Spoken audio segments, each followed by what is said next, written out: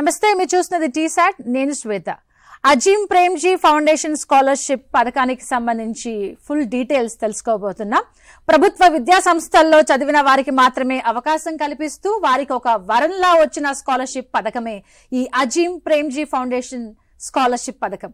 తెలంగాణ రాష్ట్రంలో diploma, under graduate first year చదువుతున్న బాలికలు, విద్యార్థినీలు, అమ్మాయిలు ఎవరైతే ఉన్నారో వారికి ఈ స్కాలర్షిప్ ఒక వరం లాంటిదనే చెప్పాలి.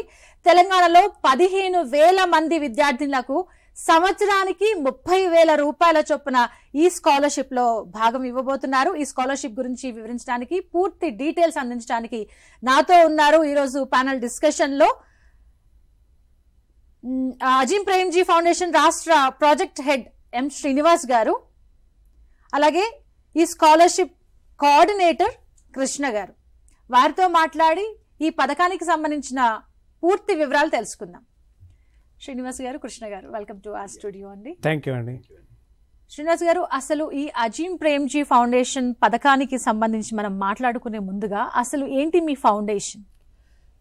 అజీం ప్రేమ్జీ గురించి మీ అందరికి తెలిసే ఉంటుంది. ఈయన విప్రో చైర్మన్ గారు.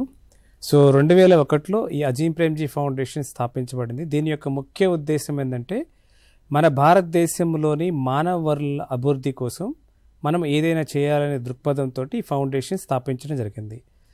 దాని ముఖ్య ఉద్దేశం ఏంటంటే, మనకి ఏదైతే గవర్నమెంట్ స్కూల్లో పిల్లలు చదువుతున్నారో చదివిన వారందరికీ నాణ్యమైన విద్య అందించాలనే ఉద్దేశంతో మొట్టమొదటిగా కర్ణాటక, అప్పట్లో ఉన్న ఉమ్మడి ఆంధ్రప్రదేశ్లో ఈ ఫౌండేషన్ స్థాపించడం జరిగింది.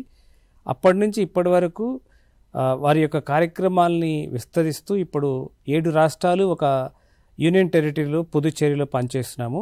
అలానే డైరెక్ట్గా 65 జిల్లాల్లో అజీం ప్రేమ్జీ ఫౌండేషన్ యొక్క సభ్యులు ఉంటారు. వాళ్ళు డైరెక్ట్గా ప్రభుత్వ ప్రాథమికోన్నత ఉన్నత పాఠశాలతో పాటు అంగన్వాడీ కేంద్రాల యొక్క బలోపేతం గురించి, అక్కడ చదువుకునే పిల్లలకి క్వాలిటీ ఎడ్యుకేషన్ అందించడానికి ఏమి కావాలి, ఎలా చేయాలి అనే దీంతో గవర్నమెంట్తో కలిసి పనిచేస్తుంది. ముఖ్యంగా టీచర్స్ యొక్క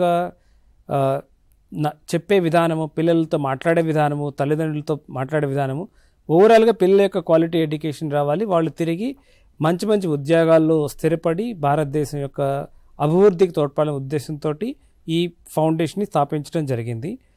అందులో భాగంగా జర్నీలో భాగంగా 2010లో అజీం ప్రేమ్జీ యూనివర్సిటీ కూడా స్థాపించడం. ఎందుకంటే అజీం ప్రేమ్జీ యూనివర్సిటీ ద్వారా కొన్ని కోర్సులు అందిస్తారు. ఆ కోర్సులో చదివిన వాళ్ళు మళ్ళీ తిరిగి వెళ్ళి ఏ కంపెనీలో కానీ, స్కూల్స్లో కానీ, లేకపోతే ఈ సోషల్ సెక్టార్లో కానీ పనిచేయడం కోసం అజీం ప్రేమ్జీ యూనివర్సిటీలో MA education, MA economics, MA development, MA policy and governance ఇలాంటి కోర్సులతో స్టార్ట్ చేయడం జరిగింది. తర్వాత అండర్ గ్రాడ్యుయేట్స్ ప్రోగ్రామ్స్ కూడా చేయడం జరిగింది. ఈ అండర్ గ్రాడ్యుయేట్స్ ప్రోగ్రామ్స్ కూడా వినూత్నంగా ఆలోచించి, ఈవెన్ ఫిజిక్స్ చదువుతున్న వాళ్ళు ఇంగ్లీష్ తీసుకోవచ్చు, లేకపోతే హిస్టరీ తీసుకోవచ్చు, పాలిటిక్స్ తీసుకోవచ్చు, ఇలాంటివి తీసుకొని ప్రాక్టికల్ అప్రోచ్ తోటి, అంటే ప్రాక్టికం ఎక్కువ ఉండే విధంగా, పిల్లలకి స్కిల్ డెవలప్ అయ్యే విధంగా యూజీ ప్రోగ్రామ్స్ కూడా డెవలప్ చేయడం జరిగింది. ఇప్పుడు బెంగళూరులో ఒక యూనివర్సిటీ క్యాంపస్ ఉంది. 2వ క్యాంపస్ భోపాల్లో 2 సంవత్సరాల క్రితం స్టార్ట్ అయింది. 3వ క్యాంపస్ రాంచీలో రాబోతుంది. 4వ క్యాంపస్ నార్త్ ఈస్ట్ స్టేట్లో అస్సాంలో ఎక్కడో చోట వస్తుంది. ఈ కోవిడ్లో చాలామంది అనేక రకాల ఇబ్బందులు పడినప్పుడు అజీం ప్రేమ్జీ ముందుకు వచ్చి కొన్ని వేల కోట్ల రూపాయలు దానం చేయడం ద్వారా మనం జనాలకు ఎవరైతే వాళ్ళకి సరుకులు కావాలో, వాళ్ళు తినడానికి ఏం కావాలో అవన్నీ అందించడంతో పాటు మన యొక్క గవర్నమెంట్ హాస్పిటల్స్లో ఆక్సిజన్ ప్లాంట్స్, లేకపోతే దానికి సంబంధించిన ఎక్విప్మెంట్స్ ఇవన్నీ ఇవ్వడం కూడా జరిగింది. అప్పటి నుంచి అజీం ప్రేమ్జీ ఫౌండేషన్ హెల్త్లో కూడా వర్క్ స్టార్ట్ చేసింది. పర్టికులర్గా జార్ఖండ్, ఛత్తీస్గఢ్ రాష్ట్రాల్లో ఈ ప్రైమరీ హెల్త్ సెంటర్ నుంచి టెర్షరీ హెల్త్ వరకు కూడా ఈ అజీం ప్రేమ్జీ ఫౌండేషన్ పనిచేస్తుంది. అలానే అక్కడ ఉన్న తల్లిదండ్రులకు అవకాశం ఇవ్వడం కోసం, వాళ్ళ యొక్క పిల్లల ఆలనా పాలన చూసుకోవడం కోసం అక్కడ క్రచ్ ప్రోగ్రామ్స్ కూడా స్టార్ట్ చేశారు 3 రాష్ట్రాల్లో. ఒడిస్సా, ఛత్తీస్గఢ్, జార్ఖండ్లో కూడా 7 నెలల పిల్లల నుంచి 3 సంవత్సరాల పిల్లల వరకు క్రచ్ అనేది ఉంటుంది. తల్లిదండ్రులు వాళ్ళ పిల్లల్ని అక్కడ వదిలేసి సురక్షితంగా ఉంటారనే ఉద్దేశంతో వాళ్ళ పనులకు వెళ్ళి వాళ్ళ యొక్క కుటుంబ సంపాదన మెరుగుపరుచుకొని వాళ్ళకి ఆర్థిక స్థితిగతులు మెరుగుపరుచుకోవడం కోసం ఈ ప్రోగ్రామ్ స్టార్ట్ చేయండి. దీంతోపాటుగా వాళ్ళ యొక్క లైవ్లీహుడ్స్ మెరుగుపరచడం కోసము ప్రయోగాత్మకంగా ఛత్తీస్గఢ్, జార్ఖండ్ రాష్ట్రాల్లో ఈ లైవ్లీహుడ్స్ ప్రోగ్రామ్స్ మీద కూడా పనిచేస్తున్నాము. So 1 university, 2 field, 3 health, livelihoods ఇలాంటి వాటన్నిటిలో పనిచేస్తూ గవర్నమెంట్కి ఏదైతే సపోర్ట్ చేయాలో సపోర్ట్ చేసి మన యొక్క నేషనల్ బిల్డింగ్లో సహాయం కోసం ఈ అజీం ప్రేమ్జీ ఫౌండేషన్ ఎస్టాబ్లిష్ జరిగింది. ఓకే, ఇక మిగతా రాష్ట్రాల్లో అయితే కార్యక్రమాలన్నీ సజావుగా సాగిపోతున్నాయి. తెలంగాణ రాష్ట్రం విషయానికి వస్తే ఇక్కడ అజీం ప్రేమ్జీ ఫౌండేషన్ ద్వారా ఎలాంటి కార్యక్రమాలు చేస్తున్నారు? ఓకే అండి, మంచి ప్రశ్న అడిగారు. ఎందుకంటే అజీం ప్రేమ్జీ ఫౌండేషన్ ఇక్కడ కూడా 2001-2002లోనే మన ఉమ్మడి ఆంధ్రప్రదేశ్లో వర్క్ మొదలుపెట్టింది. అప్పట్లో మనం 5 జిల్లాల్లో పనిచేసేవాళ్ళం స్కూల్ ఎడ్యుకేషన్ డిపార్ట్మెంట్తో కలిసి. తర్వాత మన బైఫర్కేషన్ ఈ ఇష్యూస్ వల్ల మేము అంటే అసలు పిల్లల యొక్క చదువు ఏ విధంగా వస్తుంది, ఎక్కడ పునాది అనేది తెలుసుకోవడం కోసం చాలా రీసెర్చ్ చేయడం జరిగింది. రీసెర్చ్ చేసిన తర్వాత పిల్లలకి ఫౌండేషనల్ స్టేజ్ అంటే పర్టికులర్గా ఎర్లీ చైల్డ్హుడ్ ఎడ్యుకేషన్ చాలా ఇంపార్టెంట్. ఇది ఫౌండేషన్ కాబట్టి ప్రయోగాత్మకంగా ఎక్కడైనా ఒక జిల్లాలో చేయాలి కాబట్టి ఇక్కడ అప్పట్లో మనకు ఉమ్మడి మెదక్ జిల్లాలో తీసుకొని అంగన్వాడీస్తో కలిసి పని స్టార్ట్ చేయడం మొదలుపెట్టాం. మొదటిగా 40 అంగన్వాడీస్తో మొదలుపెట్టాం పని. ఆ 40 నుంచి 200 నుంచి జిల్లా మొత్తం చేయటం జరిగింది. ఇప్పుడు మొత్తం సంగారెడ్డి జిల్లాలో పనిచేస్తాము. మాకు ఒక 20 మెంబర్స్ టీం అక్కడ ఉంటారు, వాళ్ళు పనిచేస్తారు. దాంతోపాటుగా గత 2-3 సంవత్సరాల నుంచి స్టేట్ లెవెల్లో ఉన్న డిపార్ట్మెంట్తో కలిసి మనకి అంగన్వాడీలో ఉన్న కరికులం రివైజ్ చేశాము. అలానే 375 మంది మాస్టర్ ట్రైనర్స్ 2-3 సార్లు ట్రైనింగ్ చేశాము. వాళ్ళు వెళ్ళి ఇంటర్న్ అందరూ అంగన్వాడీస్కి ట్రైనింగ్ ఇవ్వడం జరిగింది. దాంతోపాటుగా పిల్లలకు కావాల్సిన వర్క్ బుక్స్ కూడా డెవలప్ చేయడం జరిగింది.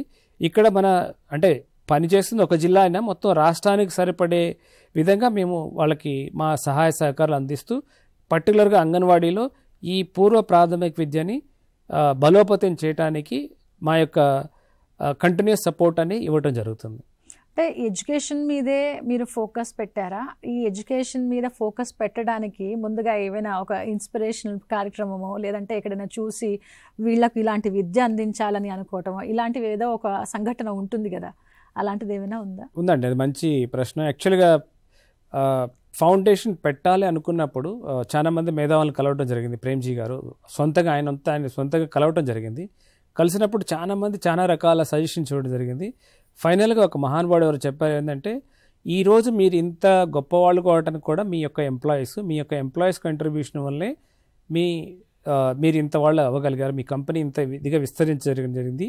దీనికి కారణం ఏంటో తెలుసా అంటే విద్య అనేది ఉంటే మన సమాజంలో మార్పులు తీసుకురావచ్చు. విద్య అనేది మొదటిగా తనకు ఉపయోగపడుతుంది, తనతో పాటు తన ఫ్యామిలీకి ఉపయోగపడుతుంది, ఫ్యామిలీ నుంచి మొత్తం జిల్లా అవ్వచ్చు, రాష్ట్రం అవ్వచ్చు, దేశానికి ఉపయోగపడుతుంది. కాబట్టి ఇక్కడ మన విద్యా వ్యవస్థలో క్వాలిటీ అనేది పడిపోతుంది. కాబట్టి మీ యొక్క సపోర్టు ఈ ప్రాథమిక విద్యలో సమూలమైన మార్పుల కోసం బలోపేతం కోసం బాగుంటుందని చెప్పడం ఆయనకు కూడా అర్థమైంది. అంటే మన భారతదేశంలో మానవ వనరుల్ని బాగా అభివృద్ధి చేసినట్లయితే మన దేశం బాగా ఉపయోగపడుతుంది. కాబట్టి విద్య అనేది ముఖ్యమనేది నిర్ణయించుకొని ఈ విద్య మీదే మొదటగా ఫౌండేషన్ కార్యక్రమాలు చేయటం జరుగుతుంది. ఒక గుడ్ సేయింగ్ ఉంది ఏంటంటే, మనకున్న ఆస్తిని డబ్బుని ఎవరైనా దొంగిలించొచ్చేమో కానీ చదువు ఇచ్చిన తెలివిని మాత్రం ఎవరు దొంగిలించలేరని చెప్పి ప్రేమ్జీ గారు తీసుకొచ్చిన ఈ మంచి కార్యక్రమం అనేది చాలా అద్భుతమనే చెప్పాలి. ఎంతో మందికి ఇది వాళ్ళకి ఒక జీవితం ఇస్తుంది అనమాట, ఒక లైఫ్ ఇస్తుంది ఈ కార్యక్రమం అనేది. అవునండి. దాంతోపాటు చాలా మంది అంటే ఎన్ని సంవత్సరాలు మీ ఫౌండేషన్ పనిచేస్తుంది, మీరు ఎంత కంట్రిబ్యూట్ చేస్తారంటే, మొట్టమొదటిగా ఆయన ఇచ్చిన దానం ఫౌండేషన్కి కొన్ని 100 కోట్లు మాత్రమే. తర్వాత 2009-10 టైంలో ఆయనకున్న మొత్తం విప్రో షేర్స్లో 75% ఆయన పైనే ఉండొచ్చు. వాటిల్లో 40% అంటే మోర్ దాన్ 40% ఫౌండేషన్ రాయటం జరిగింది. ఇది వాళ్ళ కుటుంబ సభ్యులు కూడా ఎవరు తీసుకోవడానికి లేదు. ఈ దానం ఏదైతే ఇచ్చారో ఇది కొన్ని వేల కోట్లు లక్షల కోట్లలో ఉంటుంది. కాబట్టి ఈ ఫౌండేషన్ విస్తరించి భారతదేశం మొత్తంలో కూడా విద్యా అభివృద్ధికి ఆరోగ్యానికి ఖర్చు పెట్టిన ఉద్దేశంతో ఈ ఫౌండేషన్ పనిచేస్తుందండి. ఓకే, ఇక తెలంగాణలో చేపట్టబోతున్న కార్యక్రమాలు ఏంటి, ఇప్పటి వరకు చేసిన కార్యక్రమాలు ఏంటో ఒకసారి వివరించండి. తెలంగాణలో విద్య మీదే ఎక్కువ పనిచేస్తున్నాం అండి. విద్యతో పాటుగా ఏం చేస్తున్నాం అంటే, మన తెలంగాణలో అనేక సమస్యలు ఉన్నాయి. అంటే ఇప్పుడు హైదరాబాద్ తీసుకుంటే స్ట్రీట్ చిల్డ్రన్ ఉన్నారు, లేకపోతే బస్తీల్లో సమస్యలు ఎన్నో ఉన్నాయి. అలాంటి వాటి కోసం చాలా ఎన్జిఓస్ పనిచేస్తున్నాయి. ఇక్కడ ఏదైతే ఎన్జిఓస్ పనిచేస్తున్నాయో అది అగ్రికల్చర్ అవ్వచ్చు, లేకపోతే ఉమెన్ ఇష్యూస్ అవ్వచ్చు, లేకపోతే చిల్డ్రన్ ఇష్యూస్ అవ్వచ్చు, లేకపోతే పిల్లలకు షెల్టర్స్ ఉన్నాయండి. అంటే ఆర్ఫన్స్కి చైల్డ్ హోమ్స్ ఉన్నాయి. ఆ చైల్డ్ హోమ్స్లో పనిచేసే ఎన్జిఓస్ అన్నిటికీ అజీం ప్రేమ్జీ ఫౌండేషన్ గ్రాంట్స్ రూపంలో వాళ్ళకి సపోర్ట్ ఇస్తాం. డైరెక్ట్గా మేము పనిచేయకపోయినా ఎంటైర్ రాష్ట్రంలో మనం పనిచేస్తున్న అన్ని ఎన్జిఓలు సపోర్ట్ ఇస్తాం. రెండోది విద్యలో డైరెక్ట్గా మేమే పనిచేస్తాం. అది పూర్వ ప్రాథమిక విద్య అవ్వచ్చు, లేకపోతే స్కూల్ ఎడ్యుకేషన్ అవ్వచ్చు. ఓకే. అయితే ఈ స్కాలర్షిప్ పొందడానికి చాలా మంది వెయిట్ చేస్తూ ఉంటారు, చదువు అందుకోవాలి, ఒక మంచి జీవితాన్ని పొందాలి అని చెప్పేసి. ఈ చదువు మీదైనా లేదు ఇంకా వేటి మీదైనా ఫోకస్ చేస్తున్నారా? అంటే మొట్టమొదటిగా చదువు ఏంటి, పర్టికులర్గా గర్ల్స్ గురించి మీరు అడిగారు కాబట్టి చెప్తాను. ఇంట్లో ఒక స్త్రీ చదువుకుంటే తనతో పాటు 2 కుటుంబాలంటే తను ఉన్న కుటుంబము, తను రేపొద్దున పెళ్లి చేసుకుని వెళ్ళిన తర్వాత ఆ కుటుంబం కూడా బాగుపడుతుందనే ఉద్దేశంతో ఎప్పటి నుంచో జనాలు అందరు చెప్తూనే ఉన్నారు. దానికి బలం చేకూర్చాలంటే ఇప్పుడు మనం స్టాటిస్టిక్స్ చూసినట్లయితే ఎంతమంది ఆడపిల్లలు హై స్కూల్ వరకు వస్తున్నారు, హై స్కూల్ నుంచి ఇంటర్మీడియట్ వెళ్తున్నారు, ఇంటర్ నుంచి డిగ్రీ పూర్తి చేస్తున్నారు, డిగ్రీ పూర్తి చేసి ఎంతమంది పని చేస్తున్నారని చూసినప్పుడు చాలా తక్కువ మంది మన భారతదేశంలో ఈ విధంగా అవకాశాలు అందిపుచ్చుకుంటున్నారు. ఈ అవకాశాలు మెరుగుపరచాలి అంటే వాళ్ళకి ఎలాంటి ఆటంకాలు రాకూడదు వాళ్ళ చదువులు అనే ఉద్దేశంతో ఈ అజీం ప్రేమ్జీ స్కాలర్షిప్ అనేది స్టార్ట్ చేయడం జరిగింది. సో దీనికి కూడా ఒక హిస్టరీ ఉంది. 2014లో సంతూర్ స్కాలర్షిప్ అని విప్రో ఫౌండేషన్ స్టార్ట్ చేసింది. అప్పుడు కూడా గర్ల్స్కే చేసింది. దాని యొక్క ఫలితాలు మెరుగ్గా అనిపించినాయి. దాంతో ఇప్పుడు అజీం ప్రేమ్జీ ఫౌండేషన్ కూడా లాస్ట్ ఇయర్ ఒక చిన్న పైలట్ చేసాం 3 రాష్ట్రాల్లో. ఈ సంవత్సరం భారతదేశం మొత్తం మీద 2,50,000 మంది గర్ల్స్కి వాళ్ళు చదువుకోవటానికి ప్రతి సంవత్సరం 30,000 రూపాయలు ఇస్తున్నాము. అది ఇంటర్మీడియట్ తర్వాత, మనం ఇక్కడ ఇంటర్మీడియట్ అంటాం, వేరే చోట +2 అంటారు. ఈ +2 తర్వాత అది 2 సంవత్సరాల కోర్స్ అవ్వచ్చు, 3 సంవత్సరాల కోర్స్ అవ్వచ్చు, 4 సంవత్సరాల కోర్స్ అవ్వచ్చు, 5 సంవత్సరాల కోర్స్ అవ్వచ్చు. ఏ కోర్సులో కూడా వాళ్ళు ఈ సంవత్సరం జాయిన్ అయ్యి ఉంటే వాళ్ళందరూ ఎలిజిబుల్. ఆ జాయిన్ అవ్వడానికి ఎలిజిబిలిటీ కూడా ఏంటంటే 10th ఇంటర్మీడియట్ గవర్నమెంట్ స్కూల్లో చదువుకొని ఉండాలి. ఇప్పుడు ప్రస్తుతం జాయిన్ అయిన కాలేజ్ ప్రైవేట్ అయినా ఉండొచ్చు, గవర్నమెంట్ అయినా ఉండొచ్చు, ఎనీథింగ్. ఒకవేళ మనం ఈ రాష్ట్రంలో 10th ఇంటర్మీడియట్ చదివాము, మనకి ఇంజనీరింగో లేకపోతే మెడికల్ సీటో వచ్చి మనం కర్ణాటకో లేకపోతే మహారాష్ట్ర లేకపోతే అస్సాంలో చదువుతున్నా కూడా వాళ్ళు కూడా ఎలిజిబుల్ తెలంగాణలో.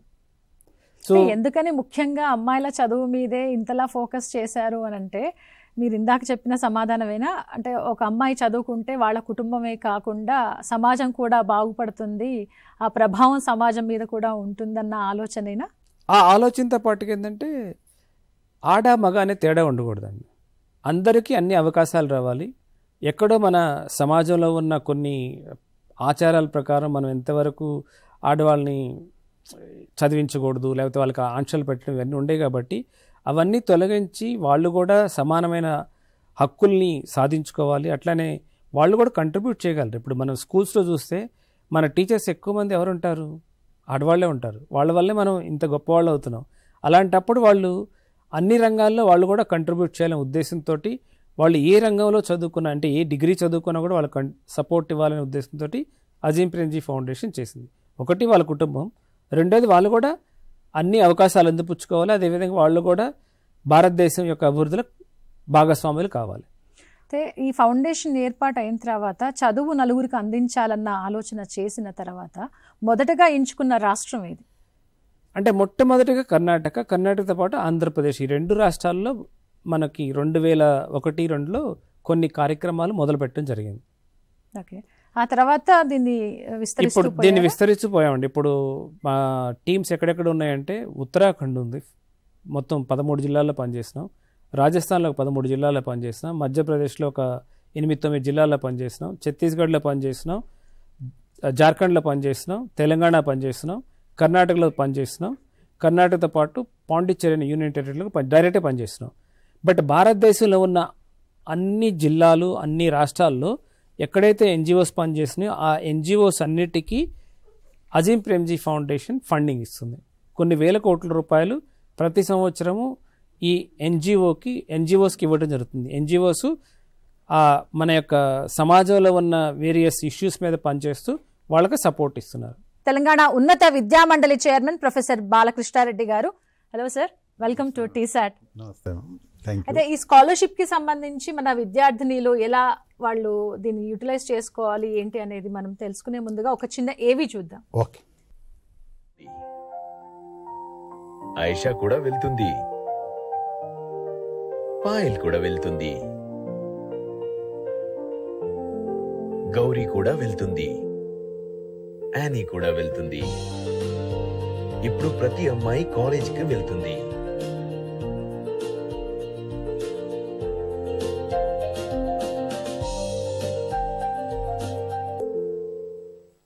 ఇది చాలా అద్భుతంగా ఉంది. అది చాలా షార్ట్ అయినా కూడా ఇట్స్ సో స్వీట్ యాక్చువల్లీ. అయితే ప్రభుత్వ విద్యా సంస్థల్లో చదువుతున్న అమ్మాయిలకి, ముఖ్యంగా విద్యార్థినిలకు ఈ స్కాలర్షిప్ అజీం ప్రేమ్జీ ఫౌండేషన్ వాళ్ళు ఈ స్కాలర్షిప్ తీసుకొచ్చారు. 15,000 మంది విద్యార్థినిలకి 30,000 వాళ్ళు పొందబోతున్నారు.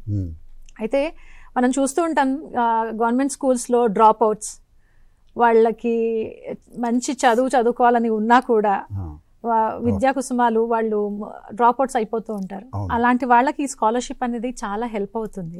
ఈ స్కాలర్షిప్ గురించి అసలు మీరు ఏం చెప్తారు? చక్కటి ఈరోజు ఇలాంటి స్కాలర్షిప్స్ అజీం ప్రేమ్జీ చాలా హెల్ప్ చేస్తుంది సొసైటీకు, part of social responsibility.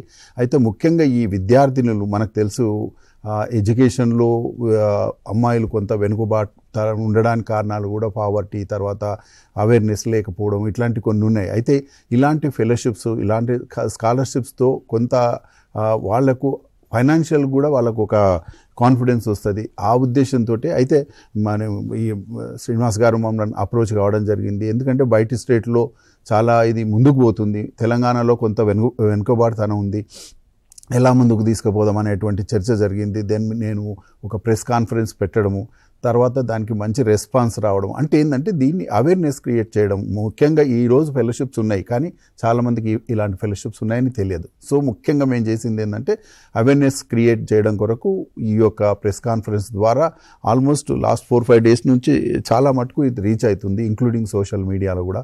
So ఎందుకు అమ్మాయిలకు అంటే, ఎందుకంటే ఈరోజు ఆల్మోస్ట్ 50% పాపులేషన్ ఉన్నారు. విద్యా వ్యవస్థలో వెనుకబాటుతడానికి కారణం ఏంటంటే మనం రూరల్ పాపులేషన్లో ముఖ్యంగా ఈ యొక్క అవేర్నెస్ లేకపోవడము, వాళ్ళకి ఎంకరేజ్మెంట్ లేవు ఫైనాన్షియల్. ఈరోజు నిజంగా కూడా 30,000 పర్ యానం 15,000 పీపుల్ కంటే నిజంగా కూడా ఇది ఒక గొప్ప మంచి కార్యక్రమం అండి. సో మనం as a chairman higher education council, higher education ఇన్స్టిట్యూషన్లో ఇలాంటి ఫెలోషిప్ ఉంది, దాన్ని యూటిలైజ్ చేసుకోవాలని చెప్పేటువంటి గురుతర కార్యక్రమం మేము గత 4-5 డేస్ నుంచి తీసుకుంటున్నాం. ఈరోజు మిమ్మల్ని అభినందించాలి ఈసారి, ఎందుకంటే మాకు అవకాశం ఇచ్చి మీ ద్వారా మేము చాలామందికి రీచ్ కావాలనేటువంటి ఉద్దేశం. Thank you sir. ఇప్పటి వరకు మీ అబ్సెన్స్లో వాళ్ళ ఫౌండేషన్కి సంబంధించి చాలా విషయాలు వివరించారు శ్రీనివాస్ గారు. శ్రీనివాస్ గారు, బాలకృష్ణారెడ్డి గారు వచ్చేసారు కాబట్టి వారి ఆధ్వర్యంలో నేను మిమ్మల్ని అడుగుతున్నాను, మీరు ఎప్పుడైతే వాళ్ళని అప్రోచ్ అయ్యారో వారి దగ్గర నుంచి మీకు ఏ విధమైన స్పందన వచ్చింది ఉన్నత విద్యా మండలి నుంచి? అసలు మొట్టమొదటిగా అంటే సార్ని కలిసినప్పుడు ఎంత పాజిటివ్గా రెస్పాన్స్ వచ్చిందంటే, అసలు ఏంటి మీరు మా దగ్గర రావటం ఏంటి, మేమే మీలాంటి వాళ్ళని అప్రోచ్ అవ్వాలి, మీరు ఏం చేయాలో చెప్పండి, మేము అన్నీ చేస్తామని చెప్పారు సార్. ఆ రోజు యాక్చువల్గా చాలా బిజీగా ఉన్నారు, ఎందుకంటే ఈ ఫీజు రియంబర్స్మెంట్ కార్యక్రమాలు మొత్తం యూనియన్ లీడర్స్ అందరూ వచ్చినా కానీ మాకు టైం ఇచ్చి మాకు చెప్పారు. తర్వాత సారే నాతో ఫాలోఅప్ చేశారు. అంటే ఈరోజు ఎన్ని వచ్చినాయి అప్లికేషన్లు, రేపు వచ్చి ఎన్ని వచ్చినాయి, ఈవెన్ మండే నాడు నేను మాకు డే వైజ్ స్కాలర్షిప్ ఎంతమంది అప్లై చేశారు లిస్ట్ వస్తుంది, అది పెట్టినంటే సార్ ట్యూస్డే నాకు మార్నింగ్ కాల్ చేసి ఈరోజు మనం ప్రెస్ కాన్ఫరెన్స్ పెడదాం, మీరు 3:30కి వచ్చేసేయండి అని సారే ఇనిషియేటివ్ తీసుకొని సారే ప్రెస్ వాళ్ళందరినీ పిలిచేసి ప్రెస్ నోట్ తయారు చేయించి ఇంగ్లీష్ అండ్ తెలుగులో ఇనిషియేటివ్ తీసుకొని చేయటమే కాకుండా ఆల్ డిపార్ట్మెంట్ హెడ్స్ అందరికీ సార్ ద్వారా కమ్యూనికేట్ అయింది. సో అక్కడి నుంచి లాస్ట్ 3-4 డేస్ నుంచి రెస్పాన్స్ బాగుంది. ఒకటి ఏంటంటే మనకి కాలేజెస్ అన్నిటికీ దసరా సెలవులు ఇవ్వడం ద్వారా కొంతమంది పిల్లలు బోనఫైడ్ సర్టిఫికేట్ లేదని, కొంతమంది ఫీజు రిసెట్ లేదని ఇలాంటి ఇబ్బందులతో ఉన్నారు. సో మమ్మల్ని రీచ్ అవ్వడం కూడా జరుగుతుంది. గత 4 రోజుల నుంచి ఎవ్రీడే ఆల్మోస్ట్ 2,000 మంది అప్లై చేస్తున్నారు, ప్రతి రోజుకి ఒక 2,000 మంది అప్లై చేస్తున్నారు. సో ఈ రోజుకి మోస్ట్ ప్రాబబ్లీ మనం 10,000 క్రాస్ అవ్వడానికి అవకాశం ఉంది.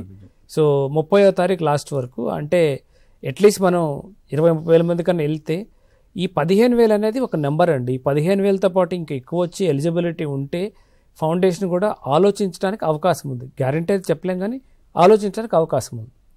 కానీ ఆలోచన చేస్తున్నాం అనడం కూడా ఒక శుభ పరిణామమే. ఎందుకంటే 15,000తో ఆగిపోతుందేమో అని చెప్పేసి ఎంతో మంది ఆడపిల్లలు చదువుకోవాలని ఉన్నా కూడా చాలా హర్డిల్స్ ఉంటాయి వాళ్ళకి. అలాంటి హర్డిల్స్ని ఎదుర్కొని వాటిని దాటి వెళ్ళి ఉన్నత విద్యను అభ్యసించడం అనేది వాళ్ళకి ఒక కళలా ఉంటుంది. ఆ కళను సాకారం చేసుకోవడానికి ఇలాంటి ఫౌండేషన్స్ ముందుకు రావడం, గవర్నమెంట్కి సపోర్ట్ చేయడం అనేది ఇట్స్. ఎందుకంటే దీంట్లో కూడా ఒక పైలట్ చేసామండి. లాస్ట్ ఇయర్ మేమేం చేస్తామంటే పైలట్ చేసి ఏదైనా కార్యక్రమం చేస్తాం. లాస్ట్ ఇయర్ 3 రాష్ట్రాల్లో చేసినప్పుడు మాకు అర్థమైంది ఏంటంటే పర్టికులర్ కొన్ని కోర్సులు ఉన్నాయి అక్టోబర్ నవంబర్లో జాయిన్ అవుతారు మన వాళ్ళు. సపోజ్ మెడిసిన్ తీసుకున్నాం అనుకోండి, అక్టోబర్ నవంబర్లో జాయిన్ అవుతారు. సో అలాగే కొన్ని టెక్నికల్ కోర్సులు కూడా. అందుకని ఏం చేసామంటే ఈ స్కాలర్షిప్ అప్లికేషన్ కూడా 2 విడతలుగా ఉంటుంది. మొట్టమొదటి విడత ఇప్పుడు సెప్టెంబర్ 10 నుంచి 30 వరకు ఓపెన్ అయింది. రెండోసారి జనవరి 10 నుంచి జనవరి 31 వరకు ఓపెన్ అవుతుంది. అప్పుడు కూడా ఇప్పుడు ఒకవేళ అప్లై చేసుకొని పిల్లలు కూడా అప్పుడైనా అప్లై చేసుకోవచ్చు. వాళ్ళు అప్లై చేసుకొని నేను డిగ్రీ 5 సంవత్సరాలు చదువుతున్నానంటే ఈ 5 సంవత్సరాలు తప్పకుండా వాళ్ళు 5 సంవత్సరాలు స్కాలర్షిప్ పొందడానికి అవకాశం ఉంది. దీంట్లో మనం ఎలాంటి క్రైటీరియా పెట్టలేదు. ఒకే ఒక క్రైటీరియా ఏంటంటే 10th ఇంటర్మీడియట్ గవర్నమెంట్లో చదువుకొని ఉండాలి. ఏ ఇన్కమ్ సర్టిఫికేట్ అవసరం లేదు, క్యాస్ట్ సర్టిఫికేట్ అవసరం లేదు, ఎక్కడికి వెళ్ళాల్సిన అవసరం లేదు. ఎవరికి పైసా ఇవ్వకుండా వాళ్ళంతటి వాళ్ళే వాళ్ళ మొబైల్లోనే ఈ స్కాలర్షిప్ స్కాన్ చేసి లేకపోతే లింక్ను ఓపెన్ చేసుకొని అది గైడ్ చేస్తూ ఉంటుంది. ఓకే, నేను ఇప్పుడు 10th క్లాస్ మార్క్స్ అప్లోడ్ చేశాను, తర్వాత ఇమీడియట్గా ఉంటుంది మీ +2 మార్కులు అప్లోడ్ చేయండి. అది అప్లై చేసిన తర్వాత మీ Aadhaar card front page scan చేసి అప్లోడ్ చేయండి. ఇలా గైడ్ చేస్తుంది అనమాట. అంత సిస్టమ్స్ని డెవలప్ చేశారు మా వాళ్ళు. మా టీం బెంగళూరులో కూర్చొని ఎంత ఫీజిబిలిటీ అంటే గ్రామీణ ప్రాంతాల్లో ఉన్న వాళ్ళు కూడా సులభంగా అర్థం చేసుకొని దీన్ని అప్లై చేసుకోవటానికి ఆ విధమైన టెక్నాలజీని యూజ్ చేసి ప్లాట్ఫామ్ని క్రియేట్ చేయడం జరిగింది. ఇంకొక బ్యూటీ ఆఫ్ విద్యా సంస్థల్లో చదువుకున్న 10th +2 ఉంటే చాలు అని చెప్తున్నారు. ఇంకొక బ్యూటీ ఆఫ్ ఈ ఫెలోషిప్స్ ఏంటంటే చెప్పారు శ్రీనివాస్ గారు, ఏంటంటే ఎలాంటి కండిషన్లు వాళ్ళకి వేరే ఎన్ని ఫెలోషిప్స్ వచ్చినా కానీ ఇది ఇన్ అడిషన్ టు దట్. ఎందుకంటే ఒకసారి మాకు ఆ ఫెలోషిప్ ఉంది, మాకు ఎలిజిబిలిటీ ఉంటుందా లేదా, లేకుంటే ఆల్రెడీ ఇప్పుడు 2 కంటే ఎక్కువ తీసుకోకూడదు అట్లాంటి కండిషన్. ఈ బ్యూటీ ఆఫ్ ఈ ఫెలోషిప్ ఏంటంటే వాళ్ళకి 2 కానీ 3 కానీ రెసిడెన్షియల్ స్కూళ్ళు ఉన్నా కాలేజీలు ఉన్నా కానీ ఈ ఫెలోషిప్ మాత్రం వాళ్ళకు 30,000 ఇట్లా పోతుంటుంది. సో అది beauty of this fellowship. I convinced అండి, చాలా చక్కగా ఉంది, వాళ్ళు చాలా అద్భుతంగా ఉంది ఇదంతా కూడా. సారీ చెప్పండి. రైట్ కృష్ణ గారు, ఈ స్కాలర్షిప్కి అప్లై ఏ విధంగా చేసుకోవాలి, అసలు ఎవరు అర్హులు, ఏ విధంగా ఉంటుంది, ఏంటి ఆ ప్రాసెస్ అంతా ఒకసారి చెప్పండి. ఈ ప్రోగ్రామ్ కోఆర్డినేటర్గా మీరు ఉన్నారు కాబట్టి. సో ఇది ముందుగా మనం మాట్లాడుకున్నట్టు బాలికల ఉన్నత విద్యను ప్రోత్సహించడానికి మనం అజీం ప్రేమ్జీ స్కాలర్షిప్ ప్రోగ్రామ్ అనేది లాంచ్ చేయడం జరిగింది.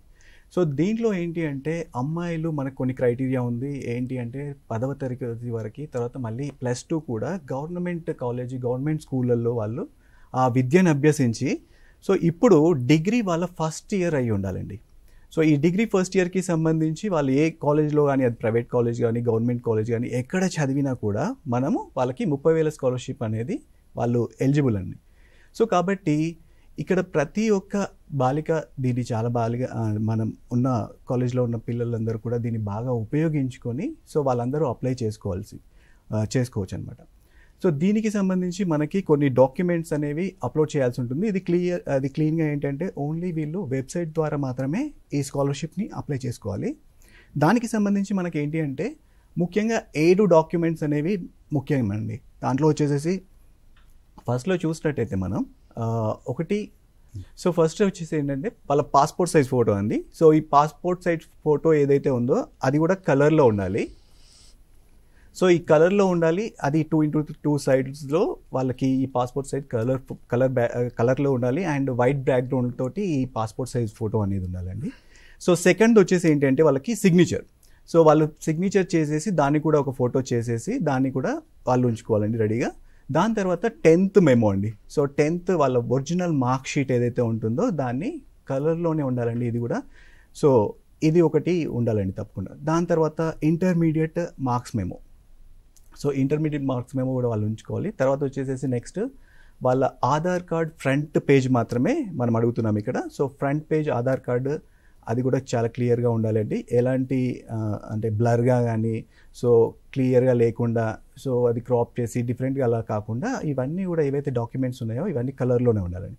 తర్వాత వచ్చేసేసి బ్యాంక్ పాస్బుక్ అండి. సో పిల్లలందరికీ కూడా ఆల్రెడీ స్కాలర్షిప్ పొందుతున్నారు కాబట్టి వాళ్ళకి పాస్బుక్ అనేది గవర్నమెంట్ ఆల్రెడీ మనకి డిఫరెంట్ బ్యాంక్స్ నుంచి వాళ్ళు పాస్బుక్ తీసుకుంటారు కాబట్టి ఆ పాస్బుక్ కూడా వాళ్ళ దగ్గర ఉండాలండి. అది ఫ్రంట్ పేజ్ IFSC కోడ్, వాళ్ళ పేరు, బ్యాంక్ డీటెయిల్స్ అన్నీ కూడా క్లియర్గా కనిపించేలాగా ఆ పాస్బుక్ ఒకటి వాళ్ళ ఆ ఫోటో తీసుకోవాలండి. తర్వాత వచ్చేసేసి నెక్స్ట్ ఈ ఇయర్ వాళ్ళు అడ్మిషన్ తీసుకున్నట్టు ఒక రసీదు. సో అదేంటంటే కాలేజ్లో ప్రవేశ పత్రం కానీ, అంటే వాళ్ళు అడ్మిషన్ తీసుకున్నట్టు వాళ్ళకి ఫీ పే చేసినప్పుడు రిసిప్ట్ కానీ ఇవ్వడం జరుగుతుంది.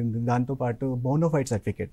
సో ఈ బోనోఫైడ్ సర్టిఫికేట్ కూడా చాలామంది అడుగుతూ ఉన్నారు. సో బోనోఫైడ్ సర్టిఫికేట్ మీద ఏంటంటే క్లియర్గా వాళ్ళు చేసే కోర్సు, అది డ్యూరేషన్ ఎన్ని సంవత్సరాలు ఉంటుంది ఆ కోర్సు, తర్వాత వాళ్ళు ఇప్పుడు ఏ ఇయర్ చదువుతున్నారు, సో దీనికి సంబంధించిన పూర్తి డీటెయిల్స్తో పాటు పిల్లల యొక్క ఆ రిజిస్ట్రేషన్ నెంబర్ ఉంటుంది కదండి.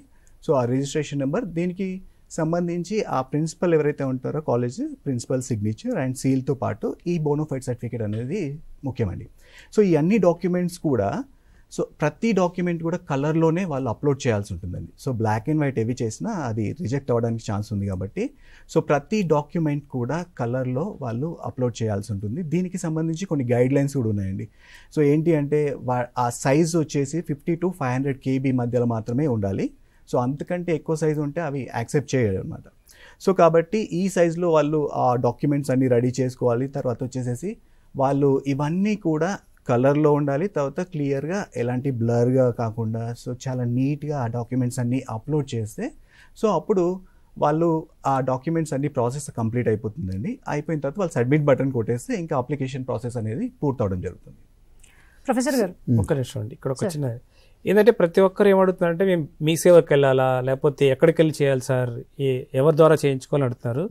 ఎవరి ద్వారా అవసరం లేదు, మీ దగ్గర మొబైల్ ఉంటే చాలు, ఇంకేమీ అవసరం లేదు. మన మొబైల్లోనే అన్నీ చేయొచ్చు. పర్టికులర్గా ఈ స్కానింగ్ ఏదైతే ఉందో 10th క్లాస్ మార్క్ లిస్ట్ కానీ 12th కానీ డాక్ స్కానర్ అనే ఒక యాప్ ఉంటుంది, అది డౌన్లోడ్ చేసుకుంటే అది ఎగ్జాక్ట్గా స్కాన్ చేస్తుంది. దాన్ని క్రాప్ కోడ్ చేయాల్సిన అవసరం లేదు. సో దాన్ని యాజ్ ఇట్ ఈజ్గా మనం అప్లోడ్ చేయొచ్చు. సో కాబట్టి మీరు దయచేసి ఈ స్కాలర్షిప్ కోసము ఎవరికి రూపాయి పే చేయాల్సిన అవసరం లేదు. అలాంటి ప్రాసెస్ ఎక్కడైనా ఉంటే మాకు తెలియపరచడం కోరుచున్నాము. ఎందుకంటే ఇది మీరు దగ్గర ల్యాప్టాప్ అవసరం లేదు, కంప్యూటర్ అవసరం లేదు, మీ దగ్గర మొబైల్ ఉంటే చాలు. మొబైల్ ద్వారా దీన్ని స్కాన్ చేసి డైరెక్ట్గా మొబైల్లోనే మీరు అప్లోడ్ చేసుకోవచ్చు. మొత్తం ప్రాసెస్ అంతా అయిపోయిన తర్వాత వన్స్ మీద అన్నీ కంప్లీట్ ఉంటే మీకు ఆటోమేటిక్గా అప్లికేషన్ వాళ్ళు సెండ్ చేస్తారు, డౌన్లోడ్ కూడా అవుతుంది. సో సెలెక్షన్ ప్రాసెస్ అనేది తర్వాత చెప్తాం. ఓకే సార్, తెలంగాణలోని అమ్మాయిలకి విద్యార్థులు డిప్లొమా మొదటి సంవత్సరం అండర్ గ్రాడ్యుయేట్స్ కోసం తీసుకొచ్చిన ఈ 30,000 సాయం అనేది వాళ్ళకి అందించడం అనేది ఎంతవరకు ముఖ్యం అంటారు మీరు? తప్పకుండా అండి. ఈరోజు మీరు చూడండి 10th క్లాస్ అయినాక ఇంటర్మీడియట్లో చాలా డ్రాప్ అవుట్స్ ఉన్నాయి. ఇంటర్ తర్వాత డిగ్రీ చేసే వాళ్ళు డ్రాప్ అవుట్స్. ఇలా సీఎం గారు కూడా మాకు కూడా మా డిస్కషన్లో వచ్చేది ఏంటంటే how to curtail these drop outs. ఈ డ్రాప్ అవుట్స్ని ఎట్లా మనం ప్రివెంట్ చేద్దాము అంటే one of the main reason for ఏంటంటే ఫైనాన్షియల్ ఇబ్బందులు. కాబట్టి ఇలాంటి ఫెలోషిప్స్ తోటి గవర్నమెంట్ చాలా సాయం చేస్తుంది. రెసిడెన్షియల్ కాలేజెస్ వచ్చినాయి, ఇవన్నీ ఉన్నాయి. అయినా కానీ ఇదేంటంటే ఇంకా మనం కొంతవరకు ఇప్పుడు ఇంటర్మీడియట్ డిగ్రీ డ్రాప్ అవుట్స్ను తగ్గించేదానికి మాత్రం ఇది ఒక మంచి ఫైనాన్షియల్ ఇన్సెంటివ్ అండి. దీని ద్వారా వీ హోప్ దట్ మంచి ఎన్రోల్మెంట్ రేషియో GR అంటారు, గ్రాస్ ఎన్రోల్మెంట్ రేషియో కూడా మనకు డిగ్రీ కానీ ఇప్పుడు ఇంతకుముందు చెప్పినట్లు ఫెలోషిప్ ఏంది 2 years నర్సింగ్ కానీ లేకుంటే 3 years BA BCom BSc BCom anybody, తర్వాత 4 years ఇంజనీరింగ్, 5 years మెడిసిన్, అట్లా 2 to 5 years కోర్సులు ఎవరు జాయిన్ అయినా కానీ ఓన్లీ ఇంతకుముందు శ్రీనివాస్ చెప్పినట్లు ఏంటంటే ఆ ఎలిజిబిలిటీ క్రైటీరియా ఒకటే, గవర్నమెంట్ స్కూల్ ఉండాలి, గవర్నమెంట్ జూనియర్ కాలేజ్, అదొక్కటి తప్ప మిగతావన్నీ ఏమి ఉండవు. సో అందుకొరకు ఇది రూరల్ వాళ్ళకు ఇలా ఇది ఒక మంచి ఇన్సెంటివ్. దీని ద్వారా చాలా లబ్ధి పొందుతారని మేము అనుకుంటున్నాం. తెలంగాణ ఉన్నత విద్యామండలి చైర్మన్ పదవి దాకా మీరు రావడం అనేది చాలా అడ్డంకులు ఎదుర్కొని ఇక్కడ దాకా వచ్చారు. మీకు ఈ పదవి దాకా రావడం అనేది it's not a cake walk. అయితే తెలంగాణలో అమ్మాయిల విద్యకు ఉన్న అడ్డంకులు ఏంటి అంటే ఏం చెప్తారండి? అమ్మాయిల విద్యకు ఒకటి ఇప్పుడు నేను రావడానికంటే నేను పర్సనల్గా నేను ఒకటి చెప్పాలి. ఇవాళ చాలామంది అమ్మాయిలు అబ్బాయిలు ఉన్నారు. నేను కూడా గ్రామీణ నేపథ్యం అండి. నేను మహబూబ్నగర్ జిల్లా నాగర్ కర్నూల్ జిల్లాలోని ఇప్పుడు నాగర్ కర్నూలు జిల్లా తాడూరు మండలంలో ఒక చిన్న పర్వతాయిపల్లి అనేటువంటి గ్రామం నుంచి వచ్చాను. అంటే నేను ఎందుకంటే ఇవాళ విద్యార్థులను ఉద్దేశించి మాట్లాడుతున్నా కాబట్టి సో నాకు స్టడీస్ అంతా ఈవినింగ్, నేను గ్రాడ్యుయేషన్ ఈవినింగ్ చేశానండి, ఎల్ఎల్బి ఈవినింగ్ చేశానండి, ఎల్ఎల్ఎం ఈవినింగ్ చేశానండి. First time my day college నాకు అంటే బుద్ధి తెలిసిన తర్వాత జేఎన్యూ ఢిల్లీకి పోయాను. అక్కడ చాలా సర్ప్రైజ్ ఏంటంటే లాంగ్వేజ్ ప్రాబ్లం, మాకు barrier, language was a big problem. So ఇలా నేను ఒక గ్రామీణ నేపథ్యం నుంచి వచ్చిన, సో నాకు తెలుసు, ఎందుకంటే కుటుంబంలో మేము ఫస్ట్ జనరేషన్ ఆఫ్ స్టడీస్ ఉండడం. సో అమ్మాయిలు ఇవాళ వాళ్ళకు కూడా ఇలాంటివి ఎన్నో సమస్యలు ఉన్నాయి కాబట్టి నేను నా పర్సనల్ చెప్తున్నా. అయితే మనకు తప్పకుండా ఈ యొక్క హడిల్స్ను మనం ఓవర్కమ్ చేయాలంటే మనకు అవేర్నెస్. ఈరోజు ఈ జనరేషన్ ఒక లక్కీ ఏంటి మనం చెప్పాలంటే ఏంటంటే today they have a affordable parents, advisable parents. మా జనరేషన్ మేము చదువుకున్నప్పుడు అది లేదు. ఈరోజు మాత్రం వాళ్ళు లక్కీ. మీ యొక్క పేరెంట్స్ ఇలా చాలా కుటుంబాలండి మాకు తెలుసు, విలేజెస్కి వెళ్ళి వస్తాము, పిల్లల చదువు కొరకు వాళ్ళు సంపాదించినటువంటి 50-60% ఆఫ్ వాళ్ళ ఎర్నింగ్స్ ఏంటంటే పిల్లలకు వాళ్ళు ఒకటే చెప్తారు, సార్ వాళ్ళకు ప్రయోజకులను చేయకుండా మేము ఎంత సంపాదిస్తే ఏముంటుంది. సో అందుకొరకు ఈరోజు మొత్తం ఓవరాల్ ఎడ్యుకేషన్ మీద ఫోకస్ చేయడం, ముఖ్యంగా అమ్మాయిలు. మీకు తెలుసండి, ఒక కుటుంబంలో స్త్రీ చదువుకుంటే ఆ కుటుంబం ఎలా ఉంటుందో మీకు నేను చెప్పాల్సిన అక్కర్లేదు. అందుకొరకు స్త్రీ విద్య, స్త్రీలకు, అమ్మాయిలకు ఈ విద్య అనేది చక్కటి అంటారు కదా, అమ్మాయి విద్య ఇంటికి వెలుగు అన్నట్లు చాలా. కాబట్టి ఇలాంటి ఒకటే బాధ ఏంటంటే డ్రాప్ అవుట్స్, దాని కొరకు ఇలాంటి ఫెలోషిప్స్ కానీ స్కాలర్షిప్స్ కానీ ఎంకరేజ్మెంట్స్ అవసరం అని నేను అనుకుంటున్నానండి. అంటే అమ్మాయి చదువుకుంటే ఆ ఇంటికి మాత్రమే వెలుగు కాకుండా సమాజానికి కూడా వెలుగు అందిస్తుంది. కుటుంబం సమాజంతో పాటుగా ఆ రాష్ట్ర ప్రయోజనాలకు కూడా తోడ్పాటు అందిస్తుందా? ఆ రాష్ట్ర ప్రయోజనాలకు ఏ విధమైన హెల్ప్ అవుతుందంటారు ఒక అమ్మాయి చదువు అనేది? తప్పకుండా అండి. నేను ఒక చిన్న ఎగ్జాంపుల్, నేను నల్సార్ నుంచి వచ్చాను. అయితే నల్సార్ ఇప్పుడు అమ్మాయిలు ఎలా ముందుకు పోతున్నారు అనేది చెప్తున్నాను. అయితే నల్సార్లో ఒక 30% హారిజంటల్ రిజర్వేషన్ అని ఉంటుంది అమ్మాయిలకు. కానీ ఇప్పటి వరకు ఆ రిజర్వేషన్ యూజ్ చేయలేదు. ఎందుకంటే అబ్బాయిల కంటే అమ్మాయిల సంఖ్య ఎక్కువ ఉంది. అక్కడ 60-65% ఎప్పుడు తీసుకున్న అమ్మాయిలు ఉన్నారు. తర్వాత కేవలం వాళ్ళ స్ట్రెంతే కాదు, best of the gold medals అన్నీ అమ్మాయిలకు పోతాయి, జాబ్స్ అమ్మాయిలకు పోతాయి. ఇవాళ they are doing extremely well. కాకపోతే ఇంకా గ్రామీణ నేపథ్యం నుంచి వచ్చిన వాళ్ళ కొంత హడిల్స్, ముఖ్యంగా ఇగ్నోరెన్స్ అనుకోండి, తెలియకపోవడం. బట్ ఈరోజు స్త్రీ సమాజం నేను చెప్తున్నానండి, ఈరోజు మీ అందరి మొదల ఇలాగే కంటిన్యూ అయితే స్త్రీ శక్తి అనేది ఏంటంటే అతి త్వరలోనే మేము జెంట్స్ ఉమెన్ రిజర్వేషన్ అడిగే పరిస్థితి కూడా అది తప్పకుండా వస్తుందండి. రైట్. అయితే రాష్ట్ర ప్రభుత్వం విద్యకు సంబంధించి అనేక పథకాలు తీసుకొస్తూనే ఉంది. అందరికీ చదువు అందించాలని చెప్పేసి ముఖ్య ఉద్దేశాన్ని పెట్టుకుంది రాష్ట్ర ప్రభుత్వం. ఇలాంటి ప్రైవేట్ ఫౌండేషన్స్ ముందుకొచ్చి వాళ్ళు హెల్ప్ చేయటం అని అంటే వాటికి ఎంత ఇంపార్టెన్స్ ఉంటుందంటారు? ప్రాధాన్యతని మీరు ఎలా చెప్తారు అసలు? అయితే ఒకటండి, సమాజంలో సోషల్ రెస్పాన్సిబిలిటీ అంటారు. ఈరోజు మీరు ఒకటి చెప్పాలి, నేను ఒక స్కాలర్గా చాలా ఏంటంటే సిఎస్ఆర్ వర్సెస్ ఏఎస్ఆర్. సిఎస్ఆర్ అంటే ఏంటి? Corporate social responsibility. ఏఎస్ఆర్ అంటే ఏంటంటే academic social responsibility. Academic institutions లేకుంటే వాలంటరీ ఆర్గనైజేషన్స్కు వాళ్ళ యొక్క బాధ్యత ఏంటంటే వాళ్ళు కూడా సమాజానికి అంటే giving back to the society అంటారు అన్నట్లు. సో ఆ పరంపరలో ఈ యొక్క ఫౌండేషన్స్ వాళ్ళు ముందుకొచ్చి ఇలాంటి కార్యక్రమాలు చేపట్టి ఎడ్యుకేషన్ ఇవ్వడం, ఈ తర్వాత ఇలాంటి ఫెలోషిప్స్ నిజంగా కూడా మనం అభినందించాలి. So corporate social responsibility part of that వాళ్ళు ఈ యొక్క ఇలాంటి కార్యక్రమాలు అంటే సొసైటీకి ఎవరి వంతుగా వాళ్ళు ఇన్స్టిట్యూషన్స్ రెస్పాన్సిబిలిటీ ఉంటుంది, ఇండివిజువల్ రెస్పాన్సిబిలిటీ ఉంటుంది, ఇలాంటివి చేయడం అనేది. అయితే అన్ని ఆర్గనైజేషన్స్ కాదు, కొంత క్రెడిబిలిటీ అనేది చాలా ఇంపార్టెంట్. ఇవాళ అజిమ్ ప్రేమ్జీ వాళ్ళకు ఒక క్రెడిబిలిటీ ఉన్నటువంటి సంస్థ. అయితే కొంత ఈ నేపథ్యంలో మిస్యూజ్ అయ్యేటువంటి కొంత జరగడం కూడా జరుగుతుంది. కాకపోతే అంటే depend on the credibility of organisations కూడా చూడాలండి. సో అది కూడా చాలా ఇంపార్టెంట్. శ్రీనివాస్ గారు, మీరు ఒక ఫౌండేషన్లో ఉన్నారు, ప్రైవేట్ ఫౌండేషన్లో, ఓకే ఫైన్. ఆ ఫౌండేషన్ దృష్టిలో ఆలోచించి ఇలాంటివి ఒక ప్రైవేట్ ఆర్గనైజేషన్స్ ఫౌండేషన్స్ని ఏర్పాటు చేసుకొని విద్యగానే కాకుండా ఆరోగ్యానికి సంబంధించి కానీ ఈ వంతుగా సమాజానికి ఏమి ఇవ్వాలన్న ఆలోచనలో ఇలాంటి సపోర్ట్ చేయడం అనేది ఎంతవరకు ముఖ్యం అని మీరు భావిస్తారు? అసలు ఇది చాలా ముఖ్యమండి. ఎందుకంటే సార్ కూడా ఏదైతే చెప్పారో గ్రామీణ నేపథ్యంలో ఉన్న మాలాంటి వాళ్ళు కూడా మొదటి జనరేషన్ లెర్నర్సు లేకపోతే చదువుకున్న వాళ్ళు ఆ చదువు యొక్క ఉపయోగం ఏంటి, వాల్యూ ఏంటో మాలాంటి వాళ్ళకి తెలుసు. అందువల్ల నేను కూడా ఈ ఫౌండేషన్లో గత 22 సంవత్సరాల నుంచి పనిచేస్తున్నాను. సో మొట్టమొదటి సార్ ఒక మంచి మాట అన్నారు, ఏఎస్ఆర్ అంటే అకాడమిక్ సోషల్ రెస్పాన్సిబిలిటీ. నేను ఏదైతే చెప్పానో ఫౌండేషను 21 సంవత్సరాల క్రితం ఆలోచించింది. మన గ్రామీణ ప్రాంతాల్లో గవర్నమెంట్ స్కూల్ చదువుకున్న విద్యార్థులకి వాళ్ళు సంవత్సరం మొత్తం స్కూల్కి వస్తే ఏదైతే నేర్చుకోవాలో వాళ్ళకి సామర్థ్యం ఉంది, కానీ నేర్చుకోలేకపోతున్నారు. దానికి రకరకాల కారణాలు ఉన్నాయి. ఆ కారణాలను విశ్లేషించుకుంటూ మనం గవర్నమెంట్తో పాటుగా నడుస్తూ గవర్నమెంట్ సహకారం అందిస్తూ ఈ గవర్నమెంట్ స్కూల్స్లో క్వాలిటీ ఏ విధంగా ఇంప్రూవ్ చేయాలి అనేది అజీం ప్రేమ్జీ ఫౌండేషన్ మొట్టమొదటి నుంచి చేస్తుంది. అది పూర్వ ప్రాథమిక విద్య నుంచి హైయర్ ఎడ్యుకేషన్ వరకు కూడా. సో ఇప్పుడు మేము ఫౌండేషన్లో ఈ 65 జిల్లాల్లో 7 రాష్ట్రాల్లో పనిచేసిన మా యూనివర్సిటీస్ ఎస్టాబ్లిష్ చేసినా కానీ ఒక డిమాన్స్ట్రేషన్ కోసం ఇవన్నీ చేసినాం తప్ప ప్యారలల్గా సిస్టమ్ రన్ చేయడం కోసం కాదు. ఎందుకంటే మన భారతదేశం మొత్తంలో గవర్నమెంట్ రీచ్ అనేది చాలా ఎక్కువ. గవర్నమెంట్కి మనం ఇలాంటి ఫౌండేషన్స్ అన్ని సహాయం చేసినట్లయితే త్వరగా అనుకున్న విజయాలను సాధిస్తాం. అలా కాకుండా మనం ప్యారలల్గా ఒక్కొక్కళ్ళు ఒక్కో రకంగా చేసుకుంటూ వెళ్తే కుదరదు. కాబట్టి మేము కూడా ఏం చేస్తున్నామంటే గవర్నమెంట్ స్కూల్తో పనిచేస్తున్నాం.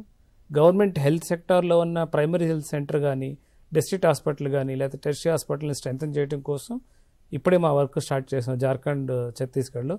ఈ విధంగా మేము ఏం చేసామంటే ఎక్కడ పనిచేసినా ఏం చేసినా గవర్నమెంట్తో కలిసి గవర్నమెంట్ భాగస్వామ్యంతో గవర్నమెంట్ యొక్క లక్ష్యాల్ని మన భారతదేశం యొక్క అభివృద్ధి కోసం ఈ ఫౌండేషన్ ద్వారా సపోర్ట్ ఇస్తున్నాం తప్ప ఫౌండేషన్కి వేరే విధమైన గోల్స్ కానీ ఆశయాలు కానీ ఏమీ లేవు. అంటే అమ్మాయిలకు ఉన్నత విద్య అనేది చాలా అవసరం అని చెప్పేసి సమాజానికి తెలపటానికి ఎలా వాళ్ళకి చేరువ చేస్తున్నారు? ఒక అవేర్నెస్ కార్యక్రమాలు కూడా అవసరం కదా. సో ఒక ప్రోగ్రామ్ ఉందండి. అంటే ఇప్పుడు కొత్తగా అంటే ఎక్కడైతే మేము పనిచేస్తున్నామో అలానే కొన్ని ఎన్జిఓ సహాయం తీసుకొని యూత్ ఎంగేజ్మెంట్ అనే ఒక ప్రోగ్రామ్ చేస్తున్నాం. ఎవరైతే ఈ ఇంటర్మీడియట్ దాటి కాలేజీల్లో చదువుకుంటున్నారో వాళ్ళ దగ్గర కూడా వెళ్ళి వాళ్ళతో కలిసి పనిచేయడం మొదలుపెట్టాం. ఏంటంటే వాళ్ళకి మన యొక్క బాధ్యతలు ఏంటి, మన బాధ్యతలతో పాటు మనకున్న హక్కులేంటి, ఈ హక్కుల్ని బాధ్యతల్ని ఎలా చూడాలి, చూసి మనం చదువుకున్న వాళ్ళని మన చుట్టూ ఉన్న సమాజంలో మన కుటుంబానికి కావచ్చు, మన చుట్టుపక్కల ఉన్న చుట్టాలు కావచ్చు, ఎవరికైనా కానీ ఏ విధంగా మనం సహాయం చేయాలి, ఏ విధంగా సార్ అన్నట్టు ఈ పావర్టీ నుంచి వాళ్ళు బయటికి తీసుకురావాలి. అలానే వాళ్ళ యొక్క ఆలోచన విధానం పెంపొందించాలి. ఇప్పుడు పిల్లల్ని ఎందుకు చదివించలేకపోతున్నారంటే సార్ కూడా చెప్పాడు. ఇప్పుడు మన గవర్నమెంట్ కూడా ఇక్కడ రెసిడెన్షియల్ స్కూల్స్ ఉన్నాయి, గవర్నమెంట్ కూడా స్కాలర్షిప్ ఇస్తుంది, కానీ సరిపోవటం లేదు. రెండోది ఏంటంటే తల్లిదండ్రులు వాళ్ళకి భారం అవుతుందనే బాధతో ఏం చేస్తున్నారు, త్వరగా ఆడపిల్లలు పెళ్లి చేస్తున్నారు. దానివల్ల వాళ్ళ ఆరోగ్యాలు పాడవుతున్నాయి. ఇవాళ అంటే జరగకూడదనే ఉద్దేశంతో ఫౌండేషన్ కూడా తన వంతు సహాయం చేయటం కోసము దీర్ఘంగా ఆలోచించి ఇప్పుడు చూడండి, ఈ సంవత్సరం 15,000 మందికి ఇస్తాం. ఈ 15,000 మందితో నెక్స్ట్ ఇయర్ ఇంకో 15,000 మంది జాయిన్ అవుతారు. అలా సంవత్సరం పెరుగుతూ పోతుంది. అంటే ఇప్పుడు ఒక మెడిసిన్లో ఫస్ట్ ఇయర్ చదివిన విద్యార్థి ఈ సంవత్సరం ఎన్రోల్ చేసుకుంటే వాళ్ళకి 5 సంవత్సరాల వరకు ఫౌండేషన్ రెస్పాన్సిబిలిటీ. ఈ 5 సంవత్సరాలు వాళ్ళకి ప్రతి సంవత్సరం 30,000 రూపాయలు స్కాలర్షిప్ ఇవ్వడానికి రెస్పాన్సిబిలిటీ ఉంది. అంటే ఒక దూర ఆలోచనతో అలానే సమాజం యొక్క అభివృద్ధిలో భాగం పంచుకోవాలనే ఉద్దేశంతో ఈ చదువు మీద ఖర్చు పెట్టినట్లయితే అది వృధా కాదు అనే ఉద్దేశంతో ఇలాంటివి ఎంచుకోవడం జరుగుతుంది. సార్, ఈ అజింజీ ప్రేమ్జీ ఫౌండేషన్కి సంబంధించిన స్కాలర్షిప్ డీటెయిల్స్ అన్ని ఈ విధంగా ఉంటే అసలు తెలంగాణలో ఉన్నత విద్యను అభ్యసిస్తున్న విద్యార్థులు ఎలాంటి స్కాలర్షిప్స్ పొందుతున్నారు? ఓకే, ఇప్పుడు government almost 80-85% of the students, మీరు ఇంజనీరింగ్ కాదు ఏది తీసుకున్నా గవర్నమెంట్ యొక్క సహాయం అయితే ఉంటుందండి. ఇవాళ గవర్నమెంట్ ఫెలోషిప్ రాని విద్యార్థి అంటూ లేడు. ఇప్పుడు చూడండి, ఇంజనీరింగ్ ఉంది, ఫీజు రియంబర్స్మెంట్ అని మనకు ఎస్సీ, ఎస్టీ, బీసీ, మైనారిటీస్ అందరికీ, ఈవెన్ ఈబీసీలో కూడా వాళ్ళ యొక్క 80-85% అంతా. అందుకే మనం గవర్నమెంట్ విద్య మీద చాలా ఖర్చు ఒక్కొక్క స్టూడెంట్ మీద యావరేజ్ 1 lakh ప్లస్ ఖర్చు చేస్తుందండి. సో అందుకొరకు ఖర్చు చేయడమే కాదు, ఇప్పుడు మాకు సీఎం గారు కూడా ఎప్పుడు చెప్తా ఉంటాడు, దాని అవుట్కమ్ చూడాలి మనం, మరి దాని ప్రయోజనం ఏంది, ఇంత ఖర్చు పెడుతున్నాం, ఇట్లాంటి రివ్యూస్ కావాలనేది కూడా వాళ్ళు చెప్తున్నారు. డెఫినెట్లీ అయితే ఇంతకుముందు శ్రీనివాస్ గారు అన్నట్లు ఏంటంటే ఈ యొక్క చదువు అనేటువంటి బాధ్యత government definitely major role play చేస్తుంది. ఎవరు ఎంతవరకు చైతన్యగలిగితే, ఎవరు ఎంతవరకు సాయం చేస్తే ఏంటంటే స్పీడప్ అయిపోతుంది. ఈరోజు మేడం నెక్స్ట్ 22 years ఇప్పుడు మనం ప్రైమ్ మినిస్టర్ గారు వికసిత్ భారత్ అని, తర్వాత మన సీఎం గారు రైజింగ్ తెలంగాణ 2047 అని చెప్తుంటామే. అంటే ఇప్పుడు మనం ఏంటంటే ఒక అభివృద్ధి చెందుతున్న దేశం నుంచి అభివృద్ధి చెందిన దేశంగా సో చాలా ట్రాన్స్ఫర్మేషన్ అవుతుంది. అందులో విద్య చాలా ఇంపార్టెంట్ రోల్ ప్లే చేయబోతుందండి. అందుకొరకు ఆ విద్య అనేది అందరూ అబ్బాయిలు కావచ్చు, అమ్మాయిలు కావచ్చు, నేను బ్రాడ్గా చెప్తున్నాను. సో అందుకొరకు ఇంకోటి, మనము ప్రపంచంలో మనకున్నటువంటి ఒక యూనిక్ థింగ్ ఏంటంటే, మనం youngest country in the world అంటారండి, youth nation of the world. 65% of the మన పాపులేషన్ ఏంటంటే 35 years ఏజ్ ఉంది. 50% of the population is 25 years age అండి. ఇట్లాంటి ఈ డెమోగ్రఫిక్ డివిడెంట్ ఎక్కడ మనకు ఉండదండి. కాబట్టి ఈ యొక్క వచ్చే 2 to 3 decades మనకి ఎంత ఛాలెంజింగ్ అంటే, అసలు ప్రతి ఒక్కరిని విద్య, మళ్ళీ ఆ విద్య కూడా ఎలా ఉండాలంటే ప్రపంచంతో పోటీ. ఇప్పుడు చెప్తుంటాడు కదా సీఎం గారు కూడా, ఎప్పుడు మన పోటీ మనతో కాదు, మనం ప్రపంచంతో పోటీ పడాలి. కాబట్టి ఇలాంటి సందర్భం, ఇలాంటి అంటే నెక్స్ట్ 22 to 3 decades అమృతకాలం అనుకోండి, ఇక డెవలప్డ్ కంట్రీ అనుకోండి, వికసిత్ భారత్ అనుకోండి, రైజింగ్ తెలంగాణ, ఇవన్నిటికీ విద్యనే మూలం అని నేను భావిస్తున్నానండి. కృష్ణ గారు, ఈ స్కాలర్షిప్కి ఎంపిక విధానం ఏంటి అసలు? సో ఈ స్కాలర్షిప్ వచ్చేసి మనకు క్లియర్గా ఏంటి అంటే, ఈ ప్రభుత్వ పాఠశాల, ప్రభుత్వ కాలేజ్లో చదివిన అమ్మాయిలకి మాత్రమే ఇది ఎలిజిబుల్ అండి. సో అమ్మాయిలు మాత్రమే, ఎందుకంటే ఈ మధ్య నోటిఫికేషన్ చూసి చాలా అబ్బాయిలు కూడా కాల్ చేస్తున్నారు. బట్ మనం ఈ స్కాలర్షిప్ ప్రోగ్రామ్ అమ్మాయిలకు మాత్రమే అనౌన్స్ చేసామండి.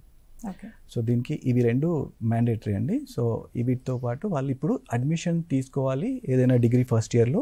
సో ఇది డిప్లొమా కోర్స్ అన్నప్పుడు ఇప్పుడు మనకు 10th ప్లస్ ఇంటర్ చేసిన తర్వాత చాలా డిప్లొమా కోర్సెస్ ఉన్నాయి, DMLT సంథింగ్ అలాంటివి. సో వాళ్ళందరూ కూడా దీనికి ఎలిజిబుల్ అండి.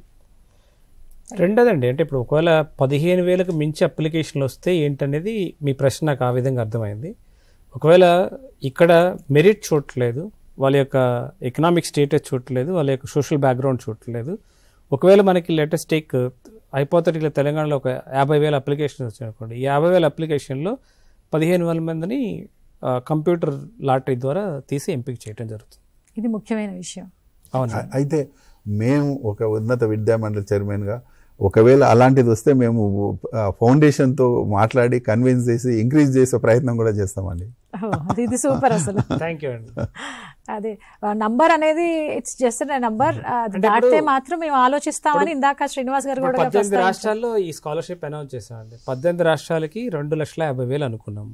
ఈ 2,50,000 ఏ విధంగా డిస్ట్రిబ్యూట్ చేయాలంటే ఒక క్రైటీరియా పెట్టుకున్నాం. అంటే ఎంతమంది పిల్లలు ఉన్నారు, ఆ పర్సంటేజ్ ఎంత అనేది ఒక క్రైటీరియా పెట్టుకున్నాం. తర్వాత కొన్ని సార్ అన్నట్లు కొన్ని గవర్నమెంట్స్ ముందుకు వచ్చేసి, సార్ ఇది ప్రోగ్రామ్ బాగుంది, మేము కూడా కొంత కంట్రిబ్యూట్ చేస్తాం, మీరు కూడా ఇంకొంచెం ఇంక్రీజ్ చేయండి అనే నెగోషియేషన్స్ కొన్ని చోట్ల జరుగుతున్నాయి. ఓకే, అంటే ఇతర రాష్ట్రాల్లో కూడా విద్యను అందించాలన్న లక్ష్యంతో మీరు ఈ స్కాలర్షిప్ అనేది స్టార్ట్ చేశారు. ఇందులో కొన్ని హర్డల్స్ కూడా మీరు ఫేస్ చేస్తూ ఉంటారు కదా, ఇక్కడ ఏమైనా మీకు ఏమైనా ఇబ్బందులు తలెత్తాయా? ఇందాక సార్ చెప్పినట్టుగా ఒక మంచి కార్యక్రమం మనం ముందుకు తీసుకెళ్తూ ఉంటే ఎక్కడైనా ఒక చిన్న ఇష్యూస్ ఉంటాయండి, అది మనం పెద్ద పట్టించుకోవచ్చు. ఇప్పుడు సపోజ్ కొంతమంది మమ్మల్ని అడిగిన ప్రశ్నలు ఏంటంటే, ఇప్పుడు సపోజ్ మీరు 30,000 ఎలా ఇస్తారంటే, ఇది వన్స్ స్కాలర్షిప్ అవార్డు అయిన వెంటనే ఫస్ట్ 15,000 ఇస్తారు, వితిన్ 2 monthsలోనే సెకండ్ 15,000 కూడా, రెండోసారి కూడా 15,000 ఇచ్చేస్తారు. వాళ్ళు ఒకేసారి ఖర్చు పెట్టుకుంటారు కదా, మీరు నెల ఇవ్వచ్చు కదంటే, మరీ అంత దారుణంగా ఆలోచించి మనం వాళ్ళని అనుమానించకూడదు. ఎందుకంటే ప్రతి ఒక్కరూ, ప్రతి పాప, అది గర్ల్ అవ్వచ్చు లేకపోతే వాళ్ళ పేరెంట్స్ అవ్వచ్చు, తన కోసం ఖర్చు పెట్టడానికి అవకాశం ఇస్తారు. మా యొక్క ఇనీషియల్ స్టడీ చేసిన యొక్క సారాంశం అదే మాత్రమే. మేము ఎక్కడ ఎక్కువగా చూడలేదు ఈ మనీని వేరే విధంగా వాడుకోవటం లేకపోతే ఇలా పాడు చేయడం అలాంటివి చూడలేదు. కాబట్టి ఒకవేళ ఉండొచ్చు, నేనేమంటే 1%, 2%, 3% ఉండొచ్చు. అవి ఉంటే కూడా ఏం చేస్తామంటే, స్కాలర్షిప్ ఇచ్చిన తర్వాత మా టీం ఏం చేస్తారంటే, ర్యాండమ్గా కొంతమంది దగ్గరికి వెళ్ళేసి వాళ్ళతో మాట్లాడటము, వాళ్ళు ఏ విధంగా ఉపయోగించుకుంటున్నారు, వాళ్ళకి ఏ విధంగా ఉపయోగపడుతుంది, ఇంకేమైనా మార్పులు చేయాల్సిన అవసరం ఉందా, ఇలాంటివన్నీ స్టడీ చేసుకొని ఈ కార్యక్రమాన్ని అయితే పటిష్టం చేయడం కోసం ఏమేం చేయాలో అవన్నీ చేసుకుంటూ వెళ్తాము. బట్ ఇప్పటివరకు అయితే మేజర్ ఇష్యూస్ అయితే ఏమీ రాలేదు. మాకు వచ్చిన కొన్ని టెక్నికల్ ఇష్యూస్ ఏంటంటే, ఒకేసారి ఇంతమంది అప్లోడ్ చేస్తే ఎలా చేసుకోవాలి, చేసిన వాటిని ఏ విధంగా మనం ప్రాసెస్ చేయాలి, దానికోసం ఇప్పుడు ఒక 250 మందిని రిక్రూట్ చేసుకుంది ఫౌండేషన్. ఈ ప్రాసెస్ అంతా కంప్లీట్ చేయడం కోసం ఒక 250 మంది బ్యాక్ ఎండ్లో పనిచేస్తున్నారు. ఫిల్టరేషన్ అనేది చాలా కష్టం అయిపోయింది అంటారు. ఫిల్టరేషన్ ఈజీ అండి, అది సిస్టమ్ చేసేస్తుంది. ఇప్పుడు ఒకటేంటంటే కొత్తగా టెక్నాలజీ వచ్చింది, ఏ అని అందరూ వాడుతున్నారు. ఇప్పుడు ఫస్ట్లో చెప్తాను, మీరు స్కాన్ చేసిన 10th క్లాస్ కాపీ సరిగా లేదనుకోండి, అది అక్కడే చెప్తుంది మీరు సరిగా చేయలేదు, ఇది తీసుకోదు, అది గైడ్ చేస్తుంది. ఆ గైడ్ చేయడానికి కారణం ఏంటంటే, లాస్ట్ ఇయర్ మేము చేసిన పైలట్ వల్ల మాకు వచ్చిన ఇన్పుట్స్ ద్వారా టెక్నాలజీని ఉపయోగించుకుంటున్నాం, దానివల్ల మ్యాన్ పవర్ కూడా తగ్గిస్తున్నాం. సో ఫిల్టరేషన్ కూడా ఎవరు మనిషి కూర్చొని వీళ్ళకి ఇవ్వాలి అని చేయరు రేపు సెలెక్షన్ కూడా. సపోజ్ ఇప్పుడు కర్ణాటక ఉందనుకోండి, రఫ్లీ 30,000 35,000 ఉన్నాయి స్కాలర్షిప్, అక్కడ 1,50,000 అప్లికేషన్స్ వచ్చినాయి. ఈ 1,50,000 అప్లికేషన్ ఏ విధంగా చేస్తారనేది ఒకే ఒక్క చిన్న ప్రోగ్రామ్ రాసేసి ఈ 35,000 మంది సెలెక్ట్ చేయమని చెప్తారు. అది ర్యాండమ్గా ఎవరికైనా రావచ్చు. ఇక్కడ ఏ సోషల్ కేటగిరీ లేకపోతే ఇన్కమ్ కేటగిరీ లేకపోతే వాళ్ళ మార్క్స్ ఏమీ చూడట్లేదు, మెరిట్ అనేది చూడట్లేదండి. ఎందుకంటే ప్రతి ఒక్కరికి అవకాశం ఇస్తున్నాం. ఎందుకంటే ఇప్పుడు ప్రతి అప్లై చేసిన వాళ్ళందరికీ దాన్ని స్టాటిస్టిక్లో ఏమంటారు, ప్రాబబిలిటీ అంటారు. అంటే నాకు కూడా అవకాశం ఉంది, నేను ఎక్కడ ఈ ప్రాసెస్లో తక్కువ కాదు ఎక్కువ కాదు. ఎక్కువ అప్లికేషన్లు వస్తాయి కాబట్టి తక్కువ లిమిటెడ్ స్కాలర్షిప్స్ ఉంటే ఓన్లీ ఒకటి లాటరీ ద్వారా అవుతుంది. అంతకుమించి ఏ క్రైటీరియా ద్వారా ఎవరిని ఎలిమినేట్ చేయట్లేదు ఈ ప్రాసెస్లో. ఓకే, అంటే ఈ ఫౌండేషన్ ద్వారా విద్య మీదే ఎక్కువ ఫోకస్ చేస్తున్నారా, ఇంకా ఏమైనా ఫ్యాక్టర్స్ ఉన్నాయా ఫోకస్ చేయాల్సినవి? అంటే అన్ని రకాలు చేస్తున్నామండి. అంటే మీకు చెప్పాను కదా, ఒకటి విద్య మీద డైరెక్ట్గా మా యొక్క సంస్థ ద్వారా మా యొక్క టీమ్స్ ద్వారా డైరెక్ట్గా గవర్నమెంట్ స్కూల్స్ తోటి గవర్నమెంట్ ఇన్స్టిట్యూట్స్తో పనిచేస్తాము. హెల్త్ కూడా డైరెక్ట్గా ఇప్పుడు స్టార్ట్ చేసాము. లైవ్లీహుడ్స్ కూడా ఇప్పుడే ఇనిషియేట్ చేసాము. ఇవన్నీ కాకుండా మన భారతదేశంలో ఎన్నైతే సమస్యలు ఉన్నాయో, అది ఉమెన్స్ అవ్వచ్చు, లేకపోతే స్ట్రీట్ చిల్డ్రన్ అవ్వచ్చు, షెల్టర్లెస్ పీపుల్ అవ్వచ్చు, లేకపోతే న్యాచురల్ ఫార్మింగ్ అవ్వచ్చు, లేకపోతే జస్టిస్ దొరకని కొంతమంది వాళ్ళకి సపోర్ట్ అవ్వచ్చు, మేము చేయలేని చాలా కార్యక్రమాలు. అందువల్ల ఏం చేస్తున్నామంటే భారతదేశంలో ఉన్న ఒక more than 1,000 NGOs non governmental ఆర్గనైజేషన్తో కలిసి వాళ్ళకి ఫండింగ్ ఇచ్చి వాళ్ళ ద్వారా ఈ సమస్యలను తీర్చడం కోసం వాళ్ళకి రెగ్యులర్గా ఫండింగ్ ఇస్తుంటాం. వాళ్ళు ఆ రెస్పెక్టివ్ కమ్యూనిటీసు లేకపోతే ఆ బెనిఫిట్స్ ఎవరైతే ఉన్నారో వాళ్ళకి ఏదైతే అందాలో వాళ్ళు అందే విధంగా వాళ్ళు చూస్తారు. మా యొక్క అక్కడ రోల్ ఏంటంటే వాళ్ళకి ఫండింగ్ ఇవ్వటం మా యొక్క బాధ్యత. సో కాబట్టి ఫౌండేషన్ ఈరోజు చెప్పాలంటే ప్రతి కార్నర్లో పనిచేస్తుంది, భారతదేశం మొత్తం మీద పనిచేస్తుంది. రైట్, చైర్మన్ గారు, ఈ ఫౌండేషన్ తీసుకొచ్చిన ఈ మంచి కార్యక్రమాన్ని తెలంగాణలోని విద్యార్థినిలు ఎలా యూటిలైజ్ చేసుకోవాలి, ఈ కార్యక్రమం ద్వారా వాళ్ళు స్ఫూర్తి పొంది వాళ్ళ కళల్ని సాకారం చేసుకోవడానికి ఇదొక మంచి దారి. అవునండి, అందుకే ఇప్పుడు మేము శ్రీనివాస్ గారు వచ్చి అప్రోచ్ అయినాక నేను ఒకటే ఇమీడియట్గా నేను రియాక్ట్ అయింది ఏంటంటే ఇది చక్కటి కార్యక్రమము కాబట్టి దీన్ని ఏం చేయాలంటే ఒకటే అవేర్నెస్ ఇవాళ ఇప్పుడు చెప్పారు అది ఏంది 1,50,000 మంది కర్ణాటకలో అని చెప్తా ఉన్నారు కదా, మరి మన దగ్గర తెలంగాణలో ఎందుకు రాలేదు అనేది ముఖ్య సమస్య. ఏంటంటే అక్కడ అవేర్నెస్ క్రియేట్ చేశారు, అక్కడ ఇంక్లూడింగ్ సీఎం గారు ఇన్వాల్వ్ అయ్యారండి. అక్కడ సీఎం గారు ఇన్వాల్వ్ అయ్యి వాళ్ళు వాళ్ళ చైర్మన్తో చేయడము, తర్వాత వారు ఎక్కువ ఫెలోషిప్ కావాలని అడగడం, అంటే ఏంటంటే అక్కడ కొంత అవేర్నెస్ బాగా. సో మనం ఎందుకు అవేర్నెస్ క్రియేట్ చేయకూడదు, మనం కూడా అనేటువంటి అది టేకప్ చేసి మేము కూడా కొంత అవేర్నెస్ లేదు. కాకపోతే అమ్మాయిలు చక్కగా ఈరోజు మీకు ఒకటి చెప్పాలండి, గవర్నమెంట్ ఈరోజు రియంబర్స్మెంట్ ఇస్తుంది ఇయర్లీగా 35,000, ఎన్నో రిస్ట్రిక్షన్స్ పెడుతున్నాయి. సో మరి ఫౌండేషన్ మాత్రం అలాంటివి ఏం లేదు. కాబట్టి నేను అనేది ఏంటంటే మీరు చక్కగా ఇయర్లీ ఒక 30,000 అనేది గ్రామీణ ప్రాంతం వాళ్ళకు తెలుసు వాల్యూ ఏందో మాకు కూడా. కాబట్టి ఇది చక్కగా దీన్ని యూజ్ చేసుకొని వాళ్ళకి కావాల్సినటువంటి మేబీ కంప్యూటర్స్ అనుకోండి, లేకుంటే ఇలాంటి వాటిని తీసుకొని బుక్స్ కొనుక్కోవడము చేసుకొని చక్కగా యూటిలైజ్ చేసుకోవాలనేటువంటి సజెషన్ మేము అందరికీ ఇస్తున్నామండి. సరే, ఇంకా ప్రాసెస్ నడుస్తుంది కాబట్టి ఎంత అప్లికేషన్స్ వస్తాయి, ఎలా అవుతుంది అనేది వెయిట్ చూద్దాం. ఇంకా 4-5 days టైం ఉన్నది. ఇప్పటివరకు ఇంతకుముందు శ్రీనివాస్ గారు చెప్పినట్లు దాదాపు ఒక 10,000 వచ్చినాయి. మేమేందంటే ఎక్కువ రావాలని, అట్లీస్ట్ మినిమం 20,000 వస్తే మేము ఫౌండేషన్తో మాట్లాడాలి, ఎక్కువ ఫెలోషిప్స్ ఇప్పించాలనేటువంటి ఆతృత మాకుందండి. అవును, అంటే డెడ్ లైన్ వచ్చేసి 30th వరకే ఉంది కదా, లాస్ట్ డేట్ వచ్చి. ఈ 2 విడతలు అని చెప్పాం కానీ మొదటి విడతలో September 30th last date. So రెండో విడత మళ్ళీ January 10th ఓపెన్ అవుతుంది. ఓకే, శ్రీనివాస్ గారు, ఈ స్కాలర్షిప్ ఏదైతే ఉందో అమ్మాయిలు ఎలా యూటిలైజ్ చేసుకొని వాళ్ళ భవిష్యత్తుని తీర్చిదిద్దుకోవాలంటారు? సో ఒకటండి, ఇక్కడ ఫౌండేషన్ అంటే ప్రతి విద్యార్థిని నమ్మకంతో ఈ డబ్బు ఇస్తుంది. వాళ్ళు ఏ అవసరం ఉన్నా దాన్ని ఉపయోగించుకోవచ్చు. వాళ్ళ సొంత అవసరాల కోసం వాళ్ళు దేని మీదైనా ఖర్చు పెట్టుకోవచ్చు. ఖర్చు పెట్టుకొని వాళ్ళు, మా యొక్క ఉద్దేశం ఏంటంటే వాళ్ళు చదువుకునే అంటే ఈ క్రమంలో ఎలాంటి ఇబ్బందులు పడకూడదు. వాళ్ళు ఒకవేళ హాస్టల్లో ఉన్నా, లేకపోతే సారన్నట్లు వాళ్ళకి చిన్న ల్యాప్టాప్ కావాలి, లేకపోతే ఫోన్ కావాలి, అలాంటివి కూడా కొనుక్కోవచ్చు. దాంట్లో ఏ రెస్ట్రిక్షన్స్ లేవు. ఈ 30,000 ఎలా ఖర్చు పెట్టుకోవాలనేది వాళ్ళ దీంట్లో ఉంటుంది. బట్ వాళ్ళకు కూడా మా యొక్క అట్లీస్ట్ నా పర్సనల్ సజెషన్ ఏంటంటే జాగ్రత్తగా దాన్ని ఉపయోగించుకోండి.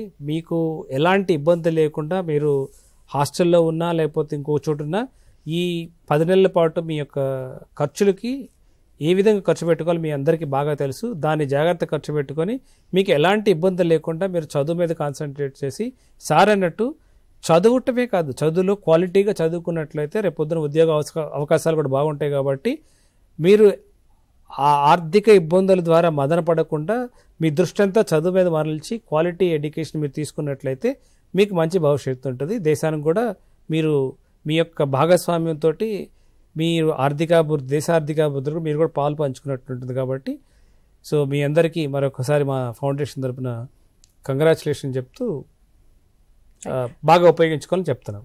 చైర్మన్ గారు, ఈసారి గవర్నమెంట్ కాలేజెస్లో ప్రవేశాలు కూడా పెరిగినాయండి. మేము ఈసారి చాలా ఇన్నోవేషన్ అయిపోయినది. ఎందుకంటే నేను సెట్స్ కండక్ట్ చేయడము, ఈరోజు డిగ్రీ ఉందనుకోండి, దాంట్లో కూడా స్పాట్ మరి గవర్నమెంట్ కాలేజీలకు డిగ్రీ కాలేజీలకు లేకుండే ఇంతకుముందు. ఈసారి స్పాట్ పెట్టించి గవర్నమెంట్ డిగ్రీ కాలేజీలో దాదాపు 4,000 మంది జాయిన్ అయ్యారు. ప్రైవేట్ కాలేజీలో 5,000, 9,000 అప్లికేషన్స్ అడిషనల్గా. సో ఇంక్రీజ్ కూడా అయిందండి. లాస్ట్ టైం కంటే ఈసారి ఎక్కువ ఇంక్రీజ్ కూడా అయింది డిగ్రీలో. ఎందుకంటే as a chairman higher education council మేము సెట్స్ చక్కగా కండక్ట్ చేశాము. తర్వాత ఎన్రోల్మెంటు ఇంక్రీజ్ అయింది. ఈ తర్వాత హర్డిల్స్ లేవండి ఈరోజు అందరికీ. చాలా చక్కగా డిగ్రీ ఎడ్యుకేషన్. ఇంకొకటి ఏంటంటే లాస్ట్కు చాలా మార్పులు తీసుకొస్తున్నామండి. ఇప్పుడు సీఎం గారు చెప్పినట్లు ఏంటంటే విద్యా వ్యవస్థలో కొంత ఇబ్బందులు ఉన్నాయి. ఆ ఇబ్బందులను అధిగమించాలంటే it's like a vicious circle అని చెప్తుంటాం. విషయ వలయంలో చిక్కుకున్న విద్యా సమస్యలు ఉన్నాయి. వాటికి ఒకటే పరిష్కార మార్గం ఏంటంటే మంచి విద్యని ఇవ్వాలి, అప్డేటెడ్. అయితే ఎట్లా స్టార్ట్ చేయాలంటే మేము గత 4 నెలల నుంచి మీకు ఇంతకుముందు మా టీం కూడా వచ్చి మేము ఇక్కడ డిస్కస్ చేయడం జరిగిందండి. ఎలా ఇప్పుడు సోషల్ సైన్సెస్, ఇంజనీరింగ్ విద్యలో మార్పులు, కరికులం డెవలప్మెంట్ చేయడము, అప్డేటెడ్ కరికులం ఇవ్వడము, ఈరోజు యూనివర్సిటీస్ ఇంప్లిమెంట్ చేసే ప్రాసెస్లు ఉన్నాయండి. అది ఈసారి మా టీము తీసుకున్నటువంటి ఇనిషియేషన్ ఏంటంటే ప్రపంచంతో పోటీ పడాలంటే మంచి కరికులం ఉండాలి, అప్డేటెడ్ కరికులం ఉండాలి. ఇండస్ట్రీ నీడ్స్ను దృష్టిలో పెట్టుకొని కరికులం కూడా కొంత డెవలప్ చేయడం జరిగిందండి.